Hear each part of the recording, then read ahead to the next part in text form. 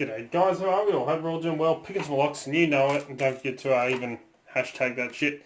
Keep it bloody legal. So, as I said about in the video where the bypass driver for the American locks, I was going to show you another way of opening these. Now, I love American locks. I love picking American locks. I don't know what it is. I like American locks. I love padlocks. Bit of a padlock freak. I just really like padlocks so much so I actually went out today and bought, let me see if I can get this, some racks to stack all my padlocks on. And I was naughty. I went and bought a Lockwood Abloy 301 round-bodied padlock. It's just beautiful. I saw it and I couldn't help it. I had to buy it. Yeah. And you can see the state of my bloody messy office here. Or as I've started calling it, the dark arts lair. Since where I hang out most of the time.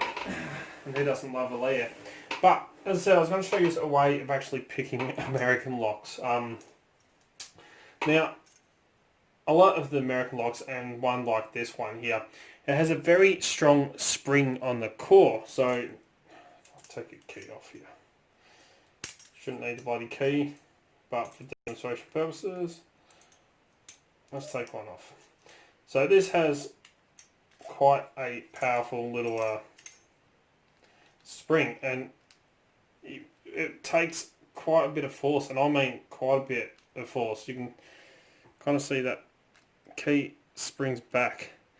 I mean, it takes a hell of a lot of force. I really have to put a lot of torque on that key in order to get it to turn, to actually open.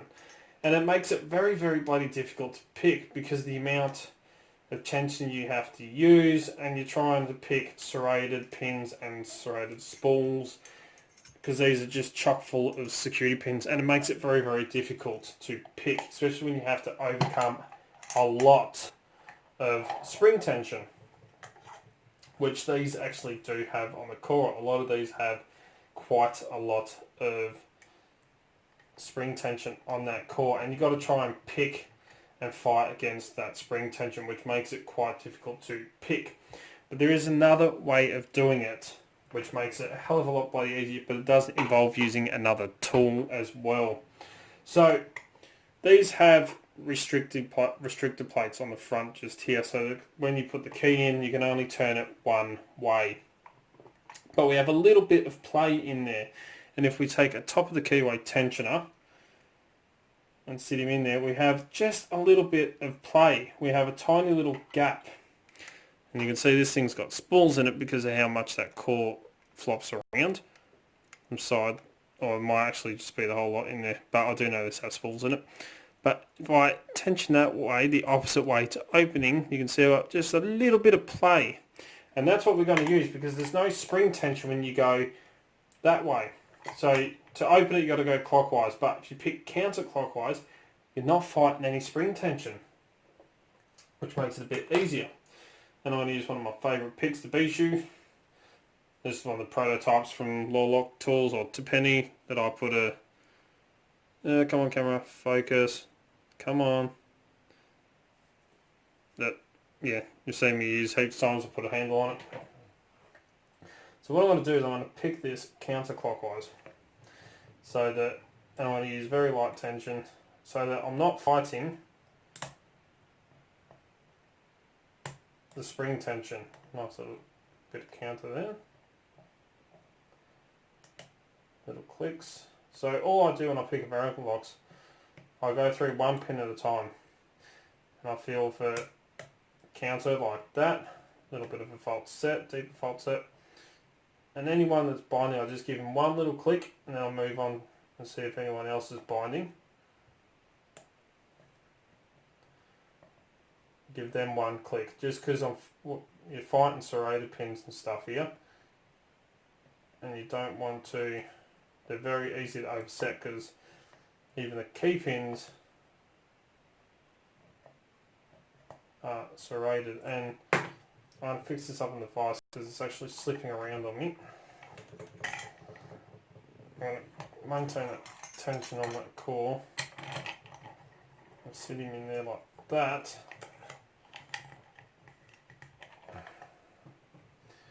So then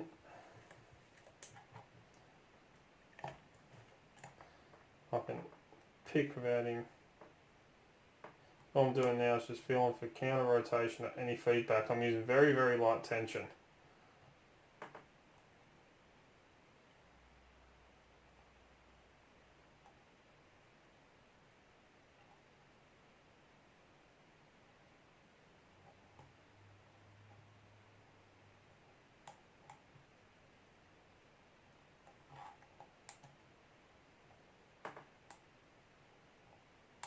You know, a little bit of counter there. You can see that tensioner flopping my finger, hopefully. Be very careful and set him.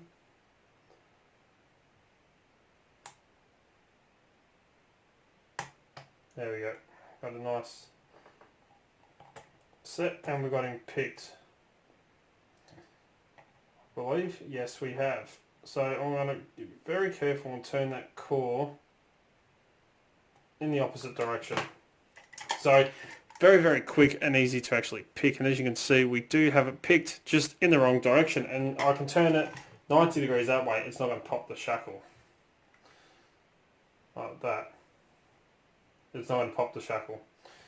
So you're probably thinking, well, what's the point of picking the bloody lock that way if it's not going to pop the shackle? Well, that's where a plug spinner actually comes in handy. And remember when I reviewed this multi-pick plug spinner, I turned around and said, it's designed more for locksmiths than locksporters, but it can come in handy for locksporters, and this is bloody why. American locks. So all I have to do now, I've got the lock picked. It is officially, and as far as Locksport is concerned, that is bloody picked, as anyone's concerned. So now I've got to turn the core that way. So what I'm going to do is I'm going to tension this like that. Now I'm going to get him all locked and loaded, ready to go. So then I can just stick him into my lock like this, press it, make sure I've just got the tip stuck in there. Because of that restrictor plate.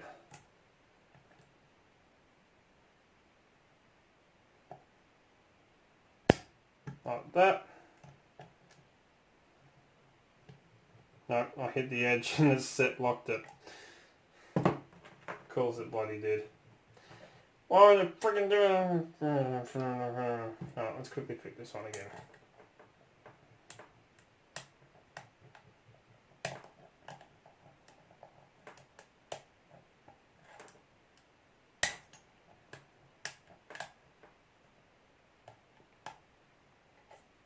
Alright, there we go. Just picked again. Alright, let's reset this.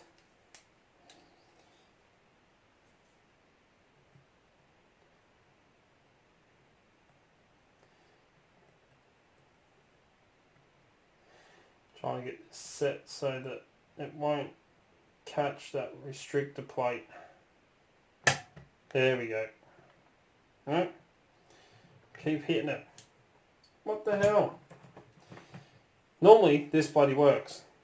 And I don't know why I keep hitting the restrictor plate tonight.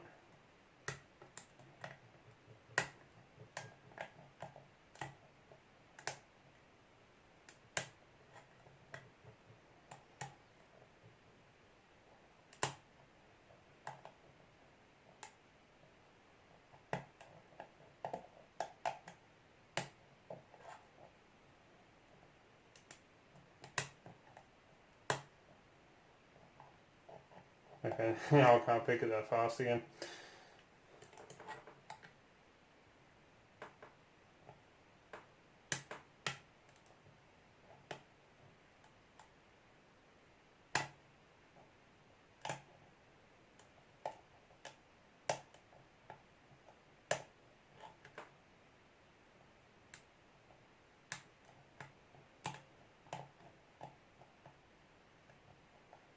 Hang on. Shouldn't turn it so far.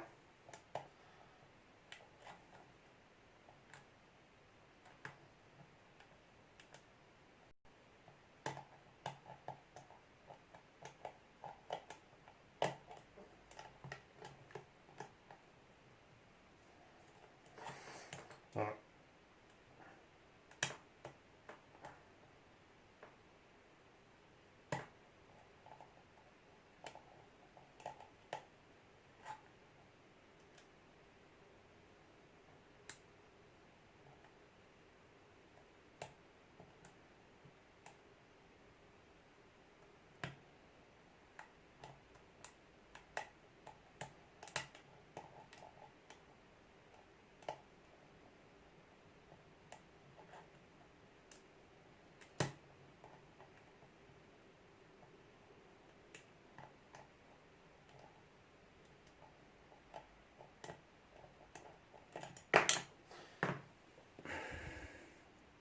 Let me pause this and I'll pick it again. Right, got it picked.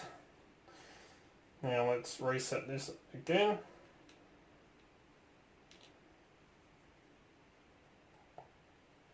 Should be better.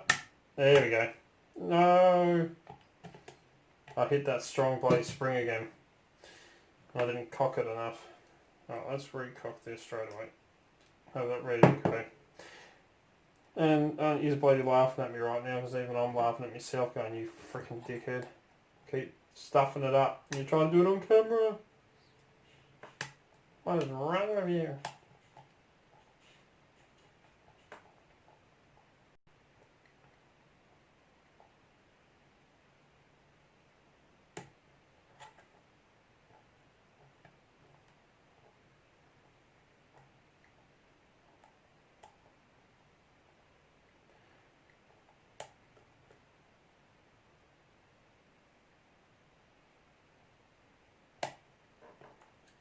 Alright. Leave him there. Got this cocked, ready to go.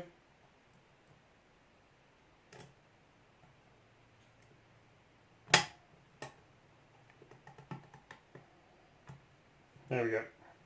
So, as long as you don't keep hitting the edges of the bloody lock, you can actually pick it quite easily the opposite way and then use a plug spinner.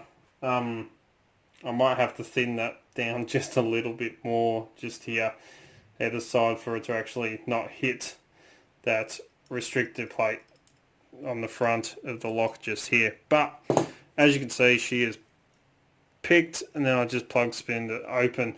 And I mean, I picked out how many times in a row, and she just, oh shit, fizz. I think I just shut that and it went the wrong way. There we go.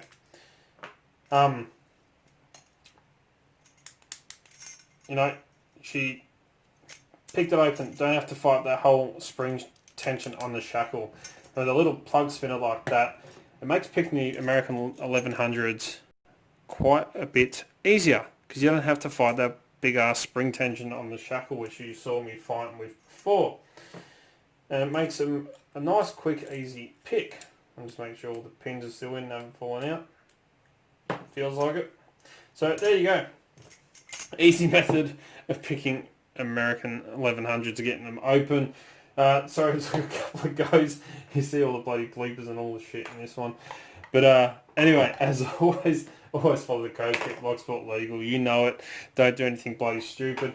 Don't forget to come and join us on Discord, the Extraordinary League of Pickers. Links in the bloody description down below. Don't forget, if you're looking for great equipment at very affordable and competitive prices, like these awesome plug spinners, which come in handy for American locks, you can get all that stuff at locksmithtoolbox.com. They're an awesome Australian company, and as you know, that's where I get most of my lockpicking equipment from. There's a link to them in the description down below. Don't forget, if you want to get your hands on some bloody doubt merch, you can get that at Teespring. There's a link in the description as well. Don't forget, if you want to get in contact with me, contact me through any of the social medias. I'm pretty much bloody all of them. Facebook, Instagram, Twitter. So I put up post photos of what's going on in the background, all the fun stuff that happens around here pretty much. And you can contact me through any of them. You can send me an email at darkartslockpicking@gmail.com or contact me through Discord. If you like what you see, don't forget to give it a thumbs up. Really do appreciate it. And yeah, next time don't do what I bloody did. And cheers, guys.